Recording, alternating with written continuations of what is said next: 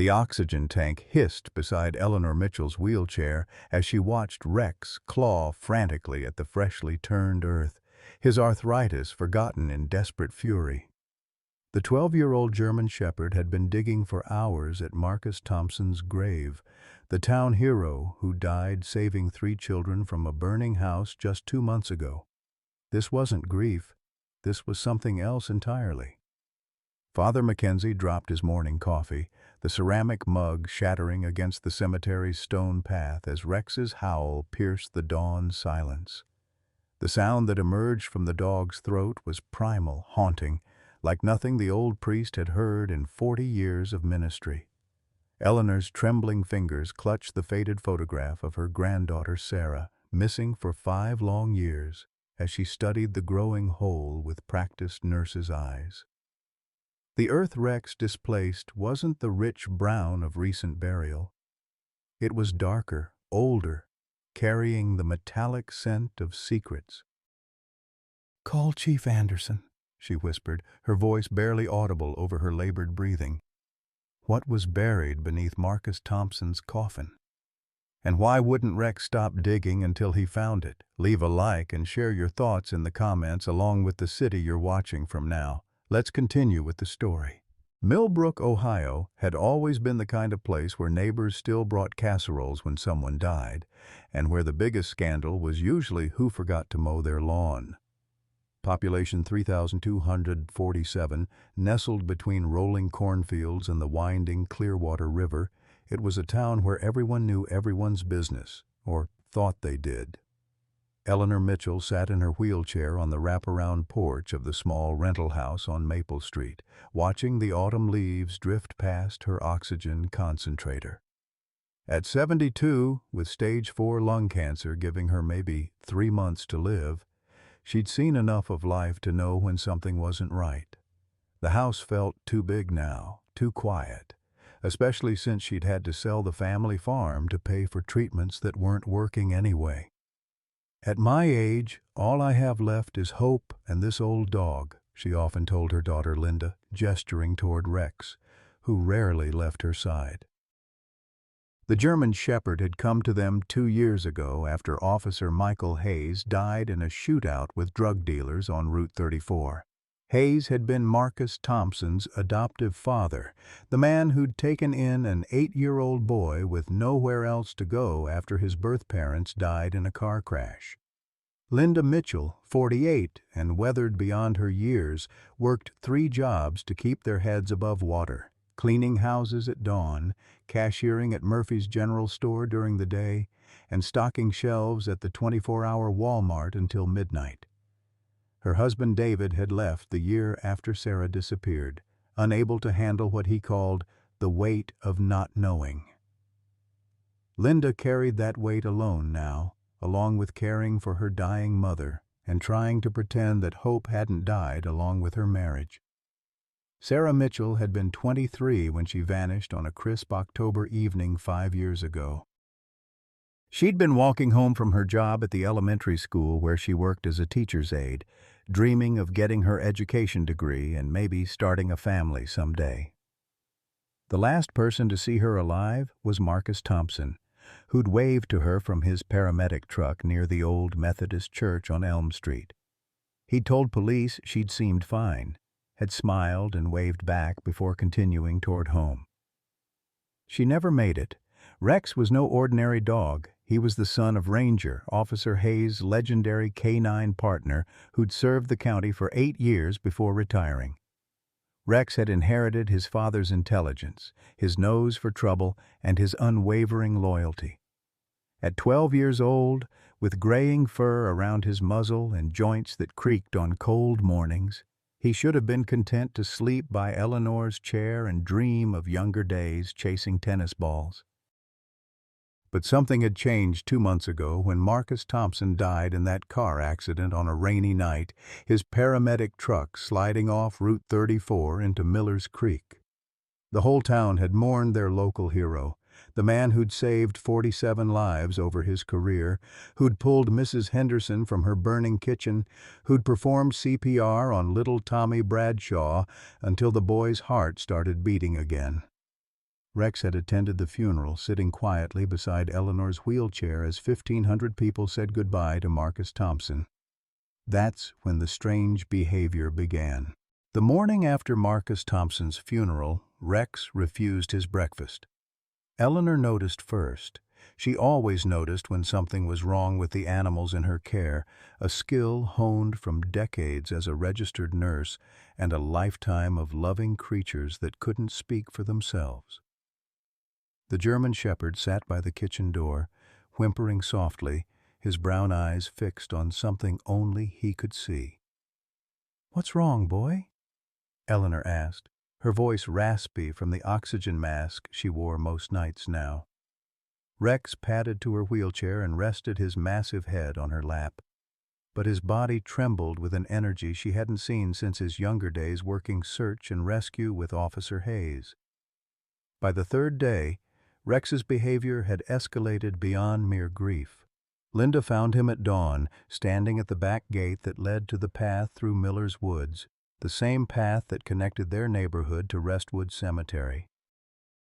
His hackles were raised and he was making a sound she'd never heard before, a low, continuous growl that seemed to come from somewhere deeper than his throat. "Mom, something's really wrong with Rex," Linda said, exhaustion evident in her voice as she prepared for another 16-hour workday. "Maybe we should call Dr. Peterson."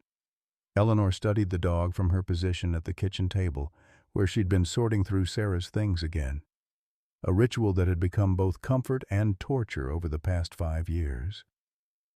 "He's not sick, honey. He's trying to tell us something." That afternoon, Rex did something that would change everything. He broke free. Linda had secured the back gate with a double latch after Rex's restless morning, but somehow the determined dog had managed to work it open. When Eleanor realized he was gone, a cold panic seized her chest that had nothing to do with her failing lungs. She grabbed her cell phone with shaking fingers and called Linda at Murphy's General Store. "Rex is gone?" she wheezed into the phone. "Gone where?" "I think I know." Linda found them both at Restwood Cemetery an hour later. Eleanor in her wheelchair, which she'd somehow maneuvered along the quarter-mile dirt path through the woods, and Rex sitting perfectly still beside Marcus Thompson's grave. The mound of fresh earth was pristine except for one detail that made Linda's blood run cold. Rex had been digging, not frantically, not randomly, but with the methodical precision of a dog who'd been trained to find things. The hole was roughly 2 feet by 3 feet, carved into the southeast corner of the grave with surgical accuracy. Dirt was piled neatly beside it, and Rex's paws were caked with clay-rich soil that was distinctly different from the sandy earth that covered most of the cemetery. "Mrs. Mitchell!" Father Mackenzie hurried over from the church office, his face flushed with concern and barely concealed irritation. "You can't let your dog do this. It's desecration." Eleanor turned her wheelchair to face the priest, and Linda was struck by how fierce her 72-year-old mother looked in that moment.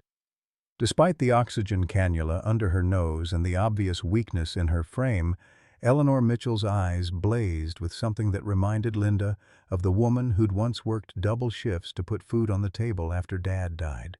The woman who'd never missed one of Sarah's school plays, even when she was dead on her feet.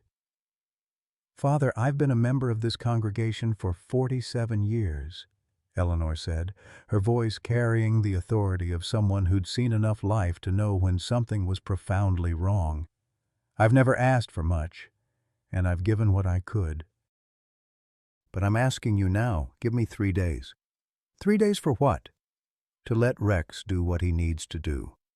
Father Mackenzie looked between the elderly woman, the exhausted daughter, and the dog who sat motionless beside the disturbed grave like a sentinel.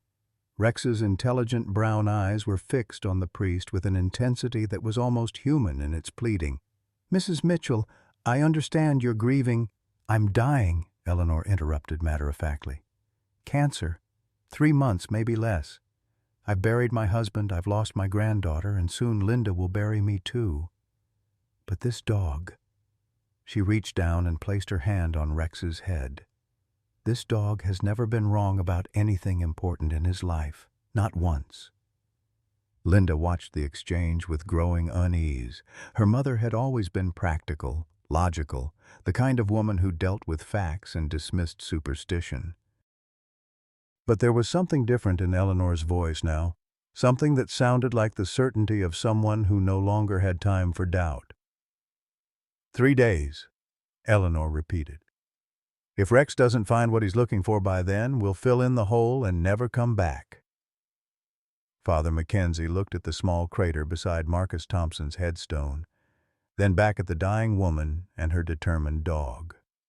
In the distance, Linda could hear the sounds of normal life continuing: cars on Main Street, children playing in the schoolyard, the familiar rhythm of a small town going about its business, unaware that something fundamental was about to change. 3 days, he finally agreed. News traveled fast in a town of 3,247 people, especially news as strange as a dying woman's dog digging up the grave of the community's most beloved hero. By the second day of Father Mackenzie's 3-day agreement, word had spread from the Methodist Church to Murphy's General Store, from the diner on Main Street to the volunteer fire department where Marcus had served for over a decade. The reaction split Millbrook down the middle like a fault line. Mayor Jim Davidson was the first to voice official opposition. Standing in the cemetery on Thursday morning, his face red with indignation, he pointed an accusing finger at the growing hole beside Marcus Thompson's headstone. "This is exactly the kind of nonsense that makes our town look backwards in the eyes of the world," he declared to the small crowd that had gathered. "A grieving dog. Come on, Eleanor." "You're smarter than this." But Eleanor Mitchell sat in her wheelchair, unmoved by the mayor's bluster, watching Rex work with the focused intensity she remembered from her nursing days, the way surgeons looked when they knew exactly where to cut. The dog had been at it since dawn, his arthritic joints seemingly forgotten as he carved deeper into the earth with methodical precision. "Jim Davidson," Eleanor said, her voice carrying across the cemetery with surprising strength. "You've been mayor of this town for 12 years, and in all that time, what's the biggest problem you've solved? Whether to put new lights on the football field or fix the potholes on Elm Street?" A few people in the crowd chuckled, but Davidson's face darkened. "At least I don't waste taxpayer time chasing fairy tales." "This dog," Eleanor continued, adjusting the oxygen cannula under her nose, "spent 8 years finding missing people, detecting drugs, and saving lives alongside Officer Hayes. He solved more real problems than you ever will." The crowd murmured among themselves. Linda noticed how they naturally divided into 2 groups, those nodding in agreement with her mother and those shaking their heads in disapproval. She recognized most of the faces: Mrs. Patterson from the post office, Bill Tucker, who ran the hardware store, the Hernandez family from the Mexican restaurant, old Pete Morrison, who'd lost his daughter Jenny 3 years ago in what everyone assumed was a runaway situation. Pete Morrison stepped forward, his weathered hands clutching a faded photograph. "Mrs. Mitchell, if there's even a chance that dog knows something." His voice broke. "Jenny would be 25 now. Every day I wonder if she's somewhere out there waiting for someone to find her." The second faction found their voice through Dolores Whitman, Marcus Thompson's second cousin and the unofficial keeper of his memory. A stern woman in her 50s who taught Sunday school and organized the annual church bazaar, Dolores had appointed herself guardian of Marcus's reputation. "This is shameful," she declared, her voice shaking with emotion. "Marcus Thompson saved 47 lives in this county. He pulled my own nephew from the Clearwater River when Jimmy fell through the ice 2 winters ago.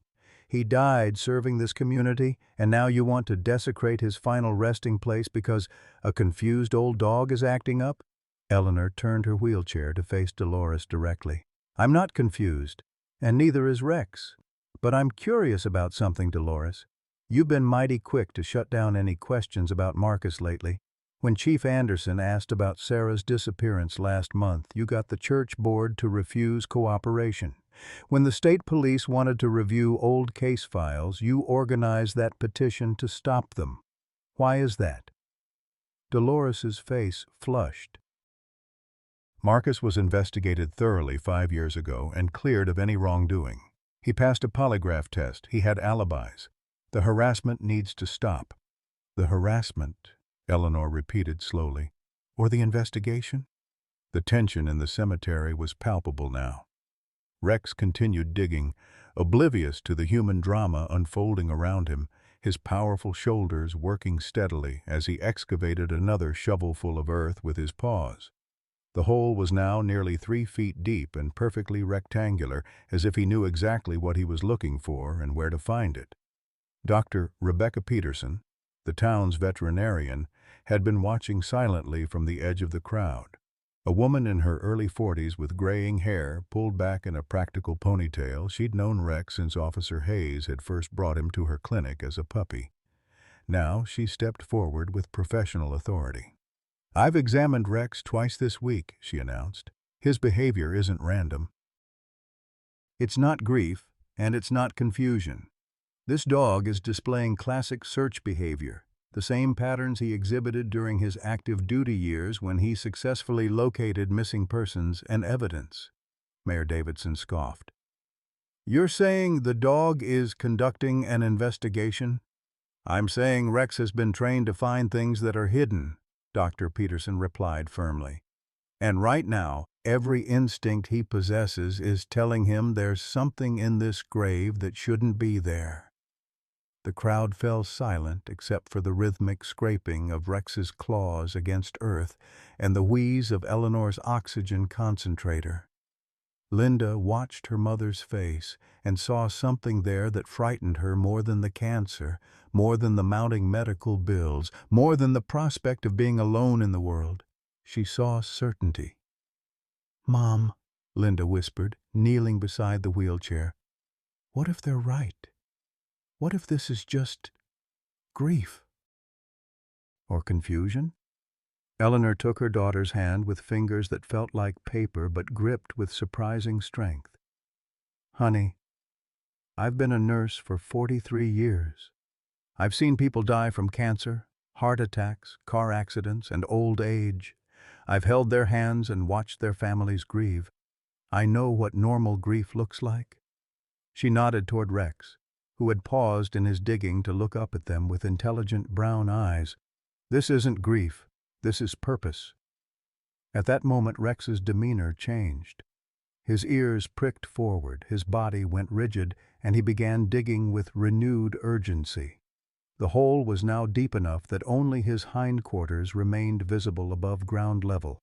Then he stopped completely and began to howl. Rex's howl pierced the morning air like a siren, a sound so primal and haunting that it silenced even Mayor Davidson's protests. The German shepherd stood rigid in the hole he'd excavated, his nose pointing downward, his entire body trembling with an energy that made the hair on Linda's arms stand up. "He's found something," Eleanor whispered, her voice barely audible over the oxygen concentrator's steady hum. Dr. Peterson was the first to move, approaching the grave with the careful steps of someone who'd spent years reading animal behavior. "Rex," she called softly. "Easy, boy. Show us." The dog looked up at her with eyes that seemed almost human in their urgency, then returned his attention to whatever lay beneath his paws. He began pawing gently at a specific spot, whimpering now instead of howling, as if he understood the delicacy of what he'd discovered. "My God," Father Mackenzie breathed, his face pale as he peered into the hole. "There's something metal down there." The crowd pressed closer, but Eleanor held up a shaking hand. "Everyone stay back. Linda, call Chief Anderson. Tell him to bring the state police and the coroner." "Mom, what if it's just call them?" Eleanor's voice carried the authority of 4 decades in medicine, of a woman who'd seen enough death to recognize its signs. "Now!" As Linda fumbled with her cell phone, her hands shaking so badly she could barely dial, the crowd began to murmur among themselves. Dolores Whitman pushed forward, her face flushed with anger and what might have been fear. "This is ridiculous," she declared, but her voice lacked its earlier conviction. "You're all getting worked up over nothing. It's probably just an old water pipe or a property marker." Pete Morrison, still clutching the photograph of his missing daughter, stared into the hole with desperate hope. "Mrs. Peterson, what does Rex think is down there?" The veterinarian knelt beside the excavation, studying the dog's behavior with professional detachment. "He's exhibiting classic cadaver response," she said quietly. "The way he's positioned, the specific nature of his alerting behavior, he's indicating the presence of human remains." A collective gasp rose from the crowd. Several people stepped back instinctively, as if proximity to the grave might contaminate them with whatever horrible truth lay buried there. Chief Robert Anderson arrived within 20 minutes, his squad car followed by a state police vehicle and the county coroner's van. Anderson was a big man in his 50s, with graying hair and the tired eyes of someone who'd seen too much small-town tragedy. He'd been a friend of Officer Hayes, had worked the Sarah Mitchell disappearance case personally, and had never been entirely satisfied with how it had been closed. "Eleanor," he said, approaching her wheelchair with a mixture of respect and concern. "Linda called. Said Rex found something. See for yourself." Anderson approached the hole cautiously, his experienced eyes taking in the precise dimensions of the excavation, the way Rex continued to indicate a specific area within it. "Jesus," he muttered. "How deep is this?" "About 4 feet, Dr. Peterson replied. "And Chief, Rex won't move from that spot. He's been indicating the same area for the past hour." The coroner, Dr. Sarah Walsh, was a no-nonsense woman in her 40s who'd handled every suspicious death in the county for the past decade. She examined the scene with professional thoroughness, noting the dog's behavior, the depth and dimensions of the hole, and the growing crowd of nervous townspeople. "We need to clear this area," she announced. "Everyone except immediate family needs to move back at least 50 feet. "I'm not going anywhere," Eleanor said firmly. "This is my dog, and this started with my granddaughter's disappearance. I have a right to know what's down there." Chief Anderson studied the elderly woman in her wheelchair, connected to an oxygen tank, dying of cancer but refusing to back down from whatever truth Rex had uncovered. "All right, Eleanor, you can stay. But everyone else?" He gestured for the crowd to disperse. Most complied reluctantly, but Pete Morrison lingered. "Chief, if there's any chance this is connected to Jenny." Anderson nodded grimly. "I understand, Pete. We'll know soon enough." The excavation began with methodical care. State Police crime scene technicians arrived with proper equipment, cameras, and protocols for potential evidence recovery. Rex was gently coaxed from the hole, though he remained nearby, panting heavily but alert, his eyes never leaving the spot where he'd been digging. As the technicians worked, Eleanor noticed how the earth changed as they dug deeper. The sandy soil of the upper cemetery gave way to dense clay, then to something else entirely, earth that had been disturbed and replaced, but not recently. This was old disturbance, years old, but not as old as Marcus Thompson's burial 2 months ago. "Eleanor," Linda whispered, taking her mother's hand. "Are you sure about this?" Eleanor looked at her daughter, this middle-aged woman who'd borne so much loss and was now facing the prospect of losing her mother too. "Honey, I've been dying for months, but I've been living with questions for 5 years. I'd rather know the truth and die in peace than carry these doubts to my grave." Dr. Walsh supervised the excavation with clinical precision. At 6 feet down, they reached Marcus Thompson's casket, a simple wooden coffin that appeared undisturbed, but Rex's behavior suggested whatever he'd detected was not inside the official burial. "Keep going," Anderson ordered. Expand the search area to the north and east. 3 hours later, the technicians made the discovery that would shatter Millbrook's understanding of Marcus Thompson forever. Buried 18 inches northeast of Marcus's casket, wrapped in heavy plastic and concealed beneath a layer of quicklime, they found personal belongings: a woman's purse, a cell phone in a waterproof case, a distinctive silver necklace with a butterfly pendant that Linda recognized instantly. "That's Sarah's," she whispered, her face draining of color. "Oh my God, that's Sarah's necklace!" Eleanor closed her eyes, her worst fears and deepest hopes colliding in her chest. Keep digging. What they found next defied every assumption the town had made about Sarah Mitchell's disappearance. Beneath the personal belongings, carefully preserved in waterproof containers, were more items. A driver's license belonging to Jenny Morrison, Pete's daughter, who'd disappeared 3 years ago. A class ring from Millbrook High belonging to Frank Delacroix, a 19-year-old who'd vanished 18 months earlier. A silver bracelet that belonged to Maria Santos, a 25-year-old waitress who'd disappeared 8 months ago and whose case had been classified as a voluntary missing person. But no bodies, no human remains, just the carefully preserved belongings of 4 people who had vanished from Millbrook over the past 5 years. Chief Anderson stared at the evidence bags laid out on the grass beside the excavation, his face grim. "Someone's been collecting trophies, or preserving evidence," Dr. Walsh added quietly. "These items are in remarkably good condition for having been buried. Someone went to great lengths to protect them from decay."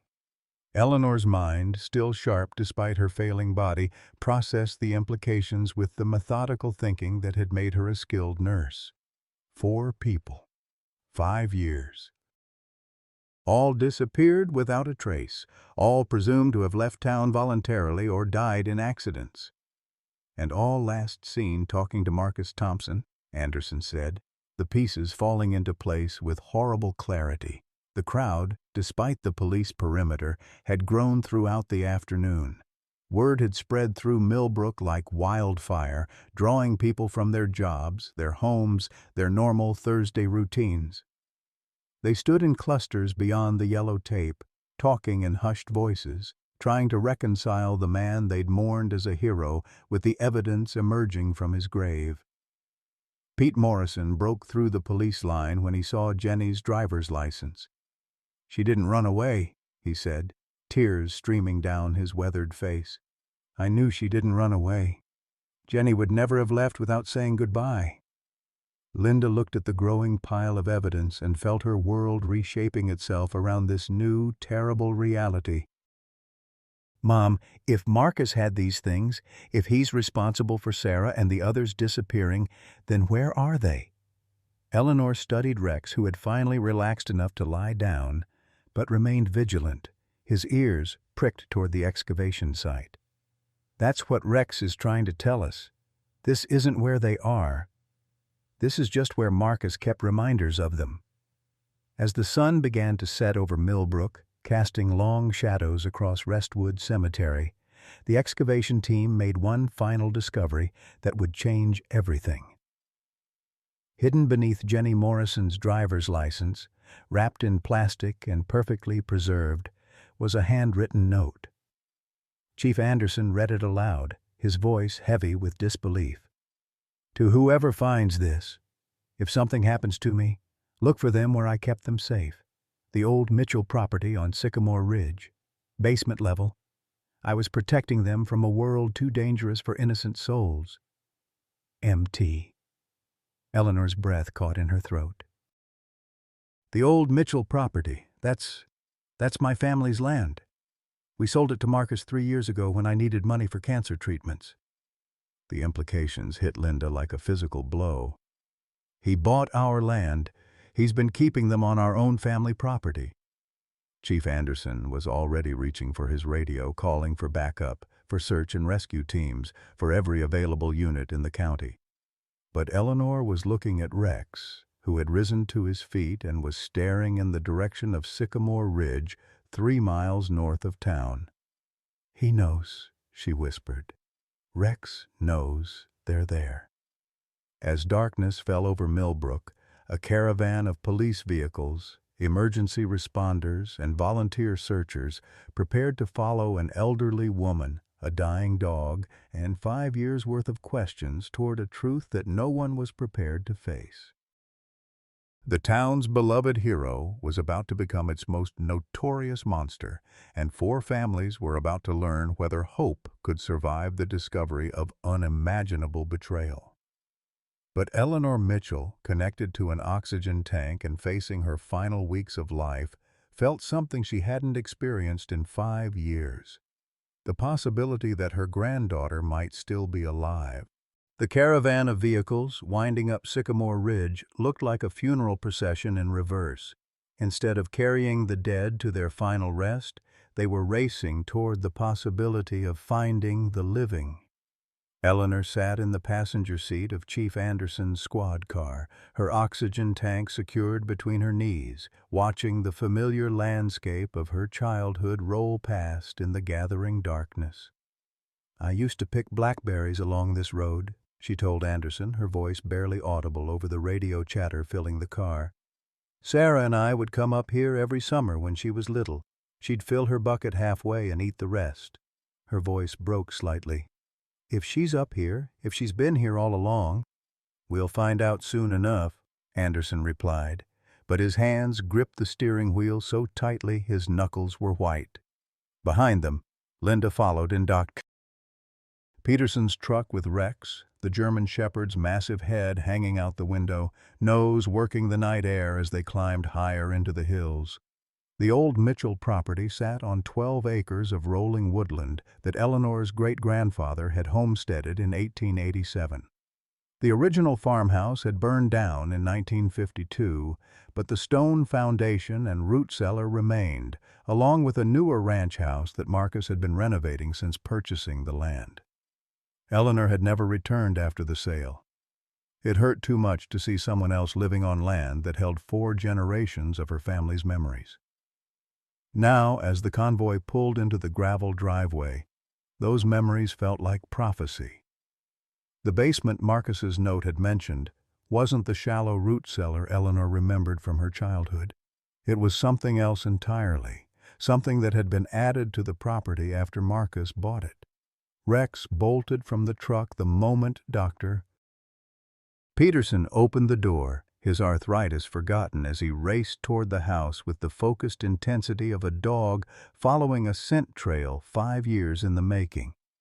He bypassed the front entrance entirely, heading around to the back of the house where the land sloped down toward a stone retaining wall that looked far too new for a property Eleanor had known since childhood.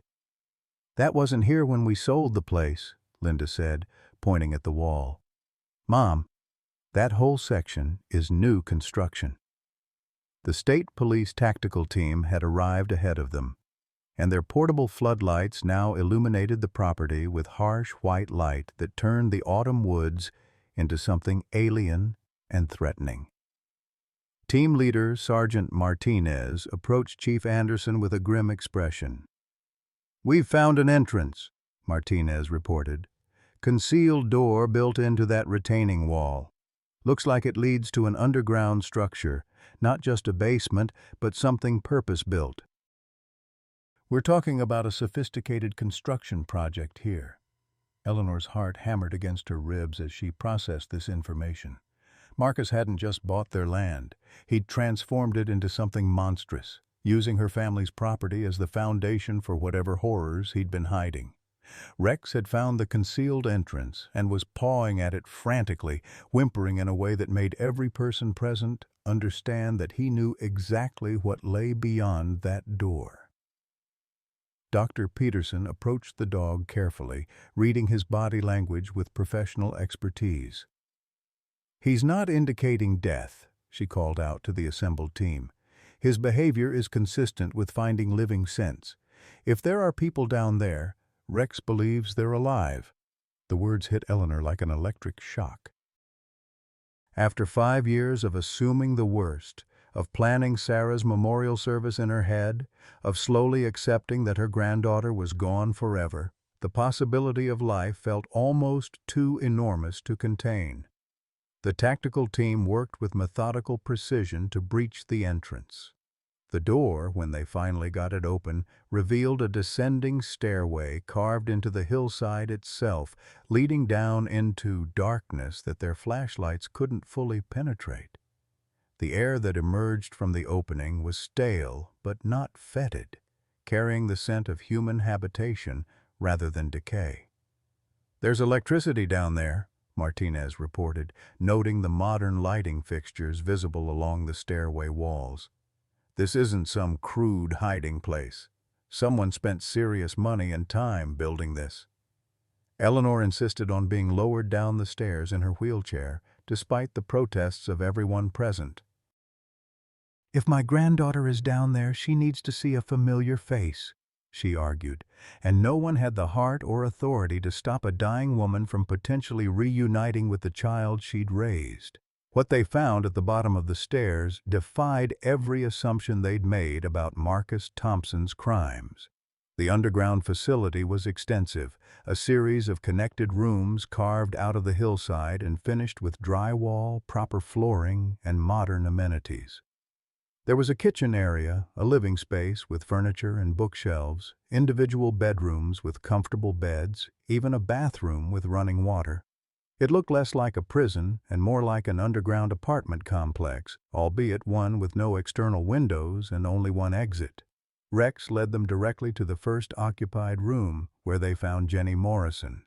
Pete's daughter was alive, though vastly changed from the cheerful 18-year-old who'd disappeared 3 years ago.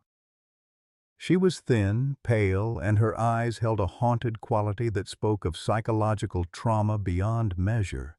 When the tactical team's flashlights illuminated her face, she cowered against the far wall of her room, raising her hands to shield herself from the light.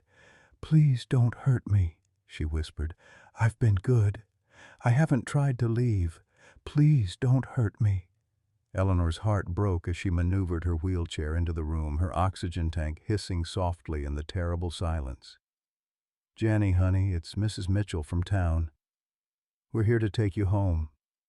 You're safe now." It took several minutes for Jenny to understand that the people surrounding her weren't there to harm her, that Marcus wasn't coming back, that her 3-year nightmare was finally over.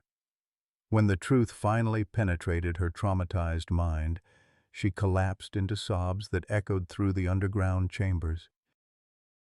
They found Frank Delacroix in the next room, the 19-year-old boy who'd been missing for 18 months.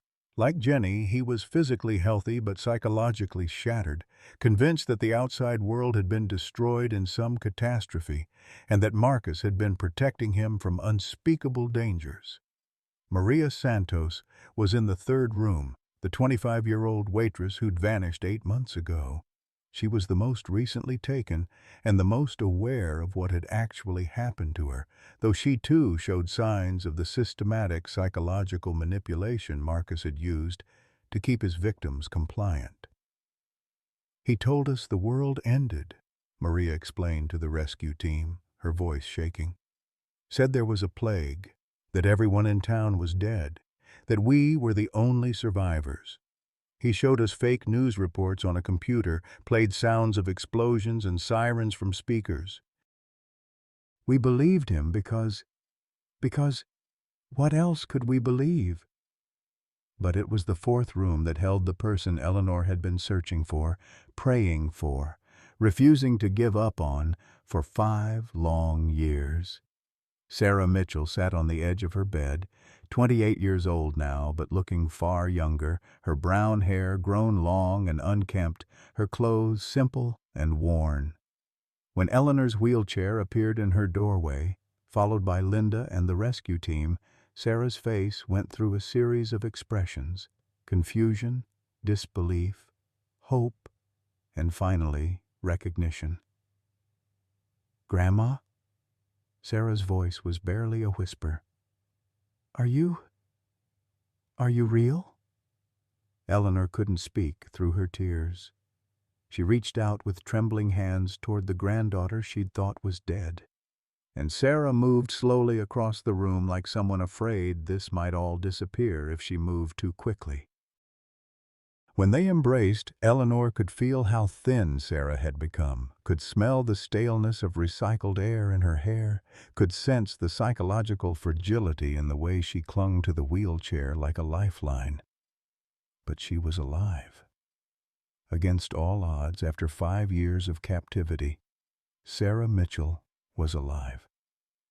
"I knew you'd come," Sarah whispered into her grandmother's shoulder. "I knew you wouldn't give up.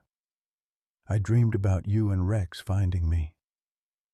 Rex, who had been standing guard in the doorway, approached slowly and rested his massive head on Sarah's lap. For the first time in 3 years, the German shepherd's tail wagged, and something in his eyes relaxed, as if a burden he'd been carrying had finally been lifted. The rescue operation continued for hours as emergency medical personnel evaluated the 4 survivors, as social workers and psychologists arrived to begin the long process of helping them readjust to a world they'd been told no longer existed, as investigators documented every detail of Marcus Thompson's elaborate deception. But for Eleanor Mitchell, sitting in her wheelchair in that underground chamber with her granddaughter's arms around her and Rex's warm weight against her legs, the details didn't matter. What mattered was that hope, stubborn and irrational and absolutely necessary, had been vindicated at last. As the first light of dawn broke over Sycamore Ridge, 4 families began the impossible journey of welcoming home loved ones they'd thought were lost forever. And a small Ohio town started grappling with the reality that their hero had been their monster all along. The reunion Eleanor had dreamed of for 5 years lasted exactly 17 minutes before tragedy struck again. Sarah was being helped into the ambulance for transport to Millbrook General Hospital when Eleanor suddenly gasped, her hand flying to her chest. The oxygen cannula couldn't deliver enough air to her failing lungs, and the emotional shock of finding Sarah alive had pushed her already weakened heart beyond its limits. "Mom!" Linda screamed as Eleanor slumped forward in her wheelchair, her face turning blue despite the oxygen flowing into her nose. The paramedics immediately shifted their attention from Sarah to the elderly woman whose body was shutting down from the overwhelming combination of terminal cancer, physical exhaustion, and emotional overload. Dr. Peterson knelt beside the wheelchair, checking Eleanor's pulse with professional efficiency, while Linda sobbed helplessly. "Her heart's irregular," Peterson reported to the paramedics. "Blood pressure's dropping fast." Rex, sensing the crisis, pressed against Eleanor's wheelchair and began to whine, a sound so mournful it made everyone present understand that the dog knew he was about to lose another person he loved. Sarah, still weak from her ordeal but desperate to comfort her grandmother, struggled out of the ambulance despite the protests of the medical team. "Grandma, stay with me," Sarah whispered, taking Eleanor's cold hand in both of hers. "You found me. You and Rex found me. You can't leave now." Eleanor's eyes fluttered open, focusing on Sarah's face with tremendous effort. When she spoke, her voice was barely audible over the chaos of emergency responders and equipment. "I kept my promise," she wheezed. 5 years. I kept looking." "I know you did," Sarah said, tears streaming down her face. "I felt you looking for me every single day." The ambulance ride to Millbrook General became a race against time that Eleanor was losing. Her vital signs continued to deteriorate, and by the time they reached the emergency room, Dr. Patricia Williams, the attending physician, was preparing Linda for the inevitable. "The cancer has progressed too far," Dr. Williams explained gently. "Her body has been running on determination alone for months. Now that she's accomplished what she set out to do, she's giving up," Linda finished, understanding flooding her face with new grief. She held on long enough to find Sarah, and now she's letting go. In the hospital room, Eleanor drifted in and out of consciousness, but she remained aware enough to grip Sarah's hand and to smile when Rex was allowed into the room, a violation of hospital policy that no one had the heart to enforce. The German Shepherd seemed to understand that this was goodbye. He lay beside Eleanor's bed with his head resting on the mattress, occasionally lifting his nose to gently touch her hand. The other survivors were in various stages of medical and psychological evaluation throughout the hospital, but word of Eleanor's condition had spread quickly. Jenny Morrison, despite her own trauma, insisted on visiting the woman whose refusal to give up had led to her rescue. Pete Morrison, overwhelmed with gratitude and grief, stood vigil in the hallway with other townspeople who'd gathered to honor the woman who'd never stopped believing. "She saved us all," Jenny whispered to Sarah as they sat beside Eleanor's bed. "If she hadn't trusted Rex, if she hadn't made everyone keep looking." Sarah nodded, unable to speak through her tears. She'd spent 5 years in captivity, believing that the world above had forgotten her, that she was truly alone in the universe. To learn that her grandmother had never stopped searching, that she'd bankrupted herself and sacrificed her health in pursuit of the truth, was almost too much to process. As the hours passed, Eleanor's breathing became more labored, despite the oxygen mask. Linda sat on one side of the bed, Sarah on the other, with Rex maintaining his vigil on the floor. The 3 generations of Mitchell women were together for the first time in 5 years, but it was also going to be the last time. At 3:47 in the morning, Eleanor opened her eyes one final time and looked at each of them with perfect clarity. To Linda she whispered, "Take care of each other." To Sarah she said, "You're stronger than you know." And to Rex she simply placed her hand on his massive head and said, "Good boy. Such a good boy." Eleanor Mitchell died peacefully at 4:12 a.m., her hand still resting on Rex's head, her family surrounding her, her life's final mission complete. The German Shepherd's response to Eleanor's death was immediate and heartbreaking. He lifted his head toward the ceiling and released a howl that seemed to come from the depths of his soul, a sound of loss and loyalty and love that echoed through the hospital corridors and brought nurses to tears. It was the same howl he'd given at Marcus Thompson's grave, but this time it carried a different meaning entirely. This was goodbye. Rex refused to leave Eleanor's side for hours after her death, and when he finally did, his movements were those of a much older dog. The determination and energy that had driven him through weeks of digging and searching seemed to have died with Eleanor. Dr. Peterson, examining him later that morning, found that his heart was showing signs of severe stress. "Dogs can die of broken hearts," she explained to Linda and Sarah. "Rex has lost 2 masters now, Officer Hayes and Eleanor. At his age, with his attachment to Eleanor, I'm not sure." But Rex's story wasn't over yet. As news of Eleanor's death spread through Millbrook alongside the incredible story of the rescue, something unexpected happened. The dog who had seemed broken by loss became a symbol of hope for everyone who heard the story. Sarah, still fragile from her ordeal but determined to honor her grandmother's memory, made a decision that surprised everyone. "Rex saved my life," she announced. "He and Grandma both did. I'm not going to let him die of a broken heart. He's going to live with me, and we're going to help other families find their missing loved ones." It was the beginning of Rex's second career, and Eleanor Mitchell's final gift to the world, proof that love, loyalty, and hope could triumph even over death itself. 3 days after Eleanor Mitchell's funeral, Marcus Thompson walked into the Millbrook Police Department very much alive. Chief Anderson was reviewing case files in his office when the desk sergeant knocked on his door, his face pale with shock.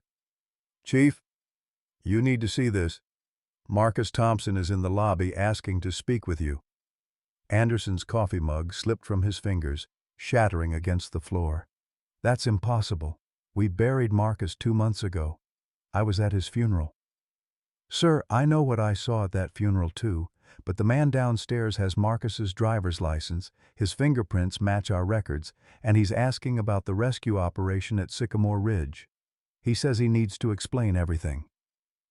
The man who sat across from Anderson in the interrogation room was undeniably Marcus Thompson, thinner than before, with a scraggly beard and haunted eyes, but unmistakably the same person the entire town had mourned. The revelation shattered every assumption about the case and raised questions that made Anderson's head spin.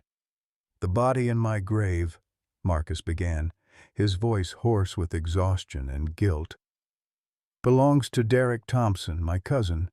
He died in the car accident that was supposed to kill me. I let everyone believe it was me because I knew what you'd found, and I knew I couldn't explain it in a way that would make sense to anyone."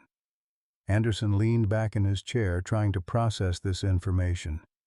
"You faked your own death to avoid questioning about 4 missing people you'd been holding captive."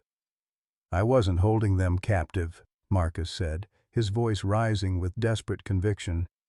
"I was protecting them. You have to understand, after what happened to my adoptive father, after seeing how cruel and dangerous the world really is, I couldn't just stand by and watch innocent people get hurt." The confession that followed revealed the depth of Marcus Thompson's psychological fracture and the twisted logic that had driven him to commit what he believed were acts of mercy. The trauma of witnessing Officer Hayes's murder when he was 8 years old had planted a seed of fear that had grown into something monstrous over the years. "Sarah was walking home alone that night 5 years ago," Marcus continued, his hands shaking as he spoke.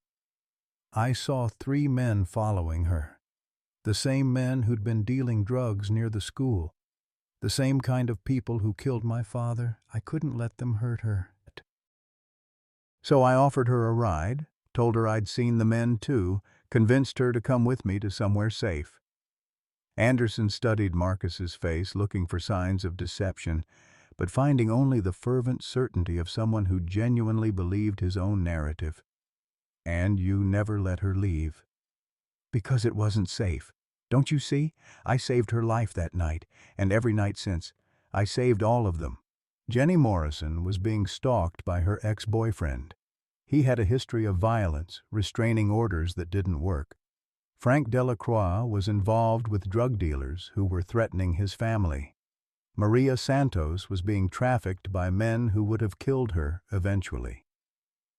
The elaborate fiction Marcus had constructed to justify his actions became clear as he continued his confession. He'd created an underground sanctuary where he could protect the people he'd rescued, providing them with food, shelter, entertainment, and carefully curated information about the outside world that reinforced his narrative of danger and chaos. "I showed them news reports about violence and disasters," he explained. "I played audio recordings of sirens and explosions to make them believe Millbrook had become dangerous. I was protecting them from a world that would destroy their innocence." Anderson felt sick as the full scope of Marcus's delusion became apparent. "You imprisoned 4 people for years based on your paranoid fantasies." "I loved them," Marcus shouted, his composure finally cracking. "I took care of them. I kept them safe when no one else would." The psychological evaluation that followed Marcus's arrest revealed a complex case of post-traumatic stress disorder, paranoid personality disorder, and what Dr. Elizabeth Hartman, the court-appointed psychiatrist, described as a messianic complex with protective, obsessional features. "Marcus Thompson genuinely believes he was saving these people," Dr. Hartman explained to the district attorney.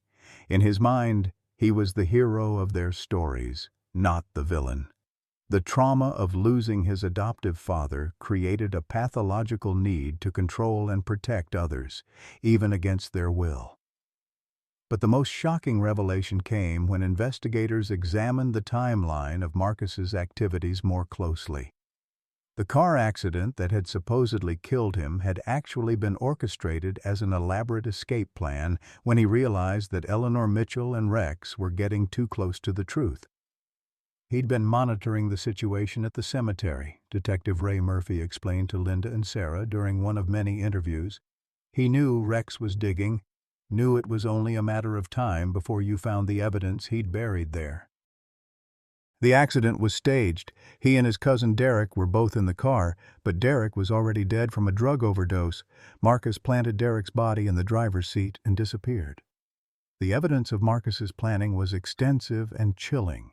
He'd been preparing to relocate his protected victims to a new facility in another state, had already purchased land under a false identity, and had stockpiled enough supplies to keep them hidden for years. Eleanor's determination and Rex's instincts had interrupted a plan that could have kept Sarah, Jenny, Frank, and Maria captive indefinitely. "Your grandmother saved more than just you," Detective Murphy told Sarah.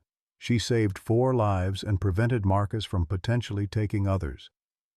The revelation that Marcus was alive created a new trauma for Sarah and the other survivors. The man they'd been told was their protector, who had controlled every aspect of their lives for years, was now facing them across a courtroom, still insisting that he'd acted out of love. "He looks at us like we should be grateful," Jenny Morrison told the victim's advocate assigned to their case. "Like we're ungrateful children who don't understand what he sacrificed for us." The trial became a media sensation, with legal experts debating whether Marcus Thompson was a delusional kidnapper deserving of life imprisonment or a severely mentally ill man who needed treatment rather than punishment. The defense argued for an insanity plea, claiming that Marcus's actions were the result of untreated trauma and that he genuinely believed he was protecting his victims. But Sarah's testimony changed everything. Taking the stand on a cold February morning, 6 months after her rescue, Sarah Mitchell looked directly at Marcus Thompson and spoke with a clarity that silenced the packed courtroom. "He wants us to believe he was protecting us," she said, her voice steady despite the magnitude of what she was revealing. "But protection doesn't require isolation. Love doesn't require imprisonment. For 5 years, he controlled what I ate, what I read, who I could talk to, when I could sleep. He monitored my every word and movement. He made me believe that everyone I loved was dead, that the world was ending, that he was all I had left." Sarah's voice grew stronger as she continued. "That's not protection. That's torture. And the cruelest part was that he made me thank him for it." The jury deliberated for less than 4 hours before returning a guilty verdict on all charges: 4 counts of kidnapping, 4 counts of false imprisonment, fraud, and conspiracy. Marcus Thompson was sentenced to life in prison without the possibility of parole, but even as justice was served, the psychological scars remained. Sarah and the other survivors faced years of therapy to undo the damage of Marcus's manipulation. The community of Millbrook struggled to reconcile the man they'd known as a hero with the monster he'd revealed himself to be. "How did we not see it?" became the question that haunted everyone who had known Marcus Thompson. The answer, according to Dr. Hartman, was that predators often hide in plain sight, using their apparent normalcy and community standing as cover for their crimes. Marcus Thompson was skilled at presenting himself as exactly what people expected to see, she explained: a helpful paramedic, a devoted son, a community hero. "The people who are most dangerous are often those we trust the most." As the legal proceedings concluded and Marcus was led away to begin his life sentence, Sarah made a promise to herself and to Eleanor's memory. She would not let her grandmother's sacrifice be in vain. She would use her survival to help others, to ensure that no family would have to endure what the Mitchells had experienced. The truth had finally been revealed, but the work of healing was just beginning.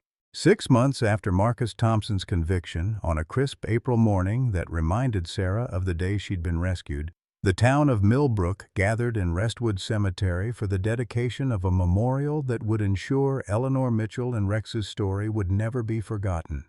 The bronze statue stood 8 feet tall on a granite base, depicting an elderly woman in a wheelchair beside a German shepherd, both looking toward the horizon with expressions of determined hope. The inscription, chosen by Sarah herself, read simply, "Eleanor Mitchell and Rex, to those who never give up hope." Sarah stood before the assembled crowd of nearly 2,000 people, including representatives from K-9 units across the country, families of missing persons, and journalists who had followed the story from its dramatic beginning to this moment of healing. At her feet, a new German shepherd puppy named Hope, a daughter of Rex who had passed peacefully in his sleep 2 months earlier, sat with the patient dignity inherited from her legendary father. "My grandmother used to tell me that hope wasn't just a feeling," Sarah began, her voice carrying clearly across the cemetery where this incredible journey had started. She said, "Hope was an action. It was getting up every morning when you didn't want to. It was asking questions when everyone else had stopped asking. It was trusting a dog's instincts when human logic had failed."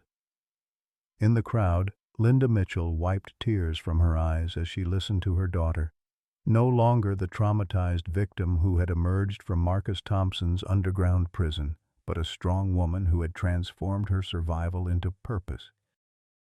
Sarah had spent the past months establishing the Eleanor Rex Foundation, a nonprofit organization dedicated to supporting families of missing persons and funding K-9 search and rescue operations. Pete Morrison stood with his arm around Jenny, who had made remarkable progress in her recovery and was now studying to become a victim's advocate. Frank Delacroix had returned to college, majoring in psychology with a focus on trauma recovery. Maria Santos had become a spokesperson for human trafficking awareness, traveling the country to share her story and help other survivors. "The 4 of us who were taken," Sarah continued, "we learned something that no one should have to learn. We learned that evil doesn't announce itself with horns and a pitchfork. It comes disguised as kindness, as protection, as love. It convinces you that imprisonment is safety, that isolation is care, that giving up your freedom is the price of survival." Chief Anderson, now retired but present in his dress uniform, nodded grimly. The investigation that had followed Marcus Thompson's arrest had revealed the full scope of his manipulation, not just of his victims, but of the entire community. Marcus had used his position as a paramedic and his reputation as a hero to deflect suspicion, to access information about vulnerable people, and to maintain the fiction that he was Millbrook's protector rather than its predator. "But we also learned something else," Sarah said, her voice growing stronger. "We learned that love, real love, never gives up. My grandmother was dying of cancer, living on borrowed time, but she refused to accept that I was gone. She sold her house to pay for treatments, not because she wanted to live longer, but because she needed to live long enough to find me."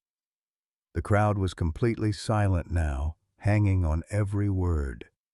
Many had heard the story in fragments through news reports and local gossip, but hearing it directly from Sarah gave it a power that transcended mere facts. "Rex was 12 years old when he started digging at Marcus's grave," Sarah continued. "In dog years, he was an elderly man with arthritis and a failing heart, but he had been trained by Officer Michael Hayes, Marcus's adoptive father, to find people who were lost, and some training runs so deep it becomes part of your soul." Dr. Rebecca Peterson, now married to Linda Mitchell in a quiet ceremony the previous month, smiled through her tears as she remembered Rex's final months. The dog had lived just long enough to see Sarah begin her recovery, had spent his last weeks lying beside her bed as she worked through the trauma of her captivity. When he passed away in February, it was with his head resting on Sarah's lap, as peaceful as his death had been purposeful in life. "People ask me if I'm angry," Sarah said, addressing one of the most common questions she'd received from reporters and therapists alike. "They want to know if I hate Marcus Thompson for stealing 5 years of my life. And the truth is, I did hate him. For months after my rescue, that hate was like poison in my blood. I hated him for what he took from me, for what he took from Jenny and Frank and Maria, for what he took from all of our families. Sarah paused, looking out over the faces in the crowd, some familiar, some strangers who had been touched by the story and had traveled from distant states to be present for this dedication. "But I realized that hate was just another kind of prison," she said. "Marcus Thompson built physical walls to keep us trapped, but hate builds walls in your heart. And my grandmother didn't spend her last months of life fighting for my freedom just so I could lock myself away in anger." The memorial service continued with speeches from officials and family members, but the most powerful moment came when Pete Morrison took the microphone. The father who had never given up searching for his daughter spoke with the voice of every parent who had faced the nightmare of a missing child. "Before this happened to our families," Pete said, his weathered hands gripping the podium, "I used to see stories about missing kids on the news and think, that's terrible, but it won't happen to me. Then Jenny disappeared, and I learned that terrible things don't choose their victims based on how good or careful or deserving they are. Terrible things just happen." His voice broke slightly as he continued. "But I also learned that hope isn't something you have. It's something you do. Eleanor Mitchell showed us that. She was dying. She was broke. She was facing the end of her life. But she kept doing hope every single day. She kept believing, kept fighting, kept trusting a dog when everyone else had given up." The formal dedication concluded with the unveiling of a second, smaller memorial, a bronze plaque placed at the exact spot where Rex had first begun digging. The inscription read, "Here began the journey home." As the crowd began to disperse, many people lingered to speak with Sarah and the other survivors, to share their own stories of loss and hope, to express gratitude for the courage it took to transform private trauma into public healing. The foundation Sarah had established was already receiving donations and inquiries from families across the country, and she had committed to dedicating her life to ensuring that no family would have to endure what theirs had experienced without support. Linda approached her daughter as the cemetery grew quiet again. Hope, the puppy, playing among the flowers that visitors had left at Eleanor's grave. "Mom would be so proud," Linda said, wrapping her arms around Sarah.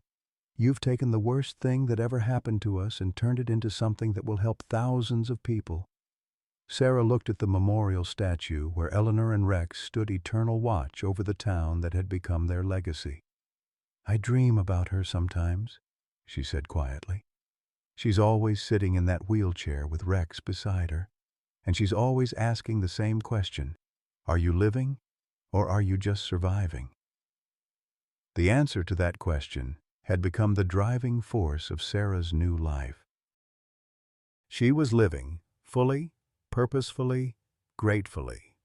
She was speaking at conferences about victim advocacy, working with law enforcement agencies to improve missing person investigations, and helping other survivors navigate the complex journey from captivity to freedom. But perhaps most importantly, she was loving, openly, fearlessly, without the walls that trauma sometimes builds around the heart. Her relationship with David Patterson, a social worker she'd met during her recovery, was growing into something beautiful and healthy, built on mutual respect and shared commitment to helping others heal. As the sun set over Millbrook on that April evening, casting long shadows across Restwood Cemetery, the bronze figures of Eleanor and Rex seemed to glow with their own inner light. The memorial would stand as a permanent reminder that love conquers all, not through force or control, but through the simple, radical act of never giving up hope. The story that had begun with an old woman's refusal to accept the unacceptable had become something larger than any of them had imagined. Proof that ordinary people can achieve extraordinary things when they choose love over fear, hope over despair, and action over resignation. In Millbrook, Ohio, they had learned that miracles don't always announce themselves with fanfare. Sometimes they come quietly, on four paws and with a faithful heart, guided by the unwavering love of someone who refuses to let go. The end was also a beginning. At 72, Eleanor Mitchell faced every senior's nightmare: terminal cancer, financial ruin from medical bills, and the devastating loss of her granddaughter 5 years earlier. Like so many of us in our golden years, she felt invisible, powerless, dismissed by a world that had moved on without her. Her Social Security barely covered rent, her energy was fading, and everyone had given up hope of finding Sarah alive. But Eleanor possessed something that transcends age, wealth, or physical strength: the fierce love of a grandmother who refused to surrender. When her aging German Shepherd Rex began obsessively digging at a local hero's grave, Eleanor trusted his instincts over everyone's doubts. Despite being connected to an oxygen tank and facing her final months, she became the detective the police couldn't be, the advocate her family needed, the warrior her community had forgotten she was. Eleanor proved that our later years aren't about declining into irrelevance. They're about using a lifetime of wisdom, love, and determination to make our greatest impact. She saved 4 lives because she understood that hope isn't a feeling you have. It's an action you take every single day until the miracle happens. What dreams have you put aside because others told you it was too late? When did you last trust your instincts over everyone else's opinions? Share your story below. We need to hear it.